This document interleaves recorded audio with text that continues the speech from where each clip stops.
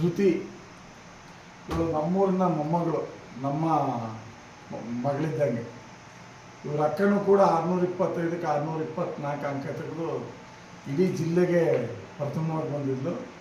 ಇವಳು ಅವ್ರ ಅಕ್ಕನ್ನೂ ಗುರಿ ಮೀರಿ ಇನ್ನೂ ಒಂದು ಜಾಸ್ತಿ ತೊಗೊಂಡು ರಾಜ್ಯಕ್ಕೆ ಪ್ರಥಮವಾಗಿ ಬಂದಿದ್ದಾಳೆ.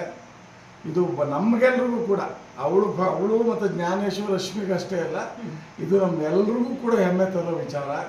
ನಮ್ಮ ತಾಲೂಕಿನ ಮಗಳು, ಅದರಲ್ಲೂ ನಮ್ಮೂರು ಮಗಳು ಈ ರೀತಿ ರಾಜ್ಯಕ್ಕೆ ಮೊದಲನೇ ಒಳಗೆ ಬಂದು ನಮ್ಮೆಲ್ಲರ ಕೀರ್ತಿ ಘನತೆಯನ್ನು ಹೆಚ್ಚಿಸಿದ್ದಾಳೆ. ಅವಳ ಭವಿಷ್ಯ ಉಜ್ವಲವಾಗಿರಲಿ. ಅವಳ ಕನಸು ಏನು ಕಂಡಿದ್ದಾಳೆ ಅದು ನನಸಾಗಲಿಕ್ಕೆ ಇನ್ನು ಹೆಚ್ಚಿನ ಪರಿಶ್ರಮ ಹಾಕೋಕ್ಕೆ ಅವಳು ಅಡಿಪಾಯ ಹಾಕ್ಕೊಂಡಿದ್ದಾಳೆ. ಈಗ ಅವಳೇನಿದ್ರು ಅಡಿಪಾಯದ ಮೇಲೆ ಮನೆ ಕಟ್ಕೊಂಡು ಹೋಗ್ಬೇಕು. ಅವಳು ಇದಕ್ಕಿನ್ನ ಕಡಿಮೆ ತೆಗಿಯೋಕೆ ಅವ್ಳಿಗೆ ಅವಕಾಶವೇ ಇಲ್ಲ. ಅದ್ರ ಮೇಲೆ ಕಣ್ಣು ಕಾಣ್ತಾ ಇರ್ತದೆ, ನಾನು 625ಕ್ಕೆ 625 ತೆಗೆದಿದ್ದೀನಿ ಅಂಥೇಳಿ. ಹಾಗಾಗಿ ಮುಂದಿನ ಭವಿಷ್ಯ ಕೂಡ ಚೆನ್ನಾಗಿರಲಿ. ಅವಳು ಏನು ಕನಸನ್ನು ಹೊತ್ಕೊಂಡಿದ್ದಾಳೆ ಅಕ್ಕನ ಜೊತೆ, ಅವೆರಡೂ ನನಸಾಗಲಿ.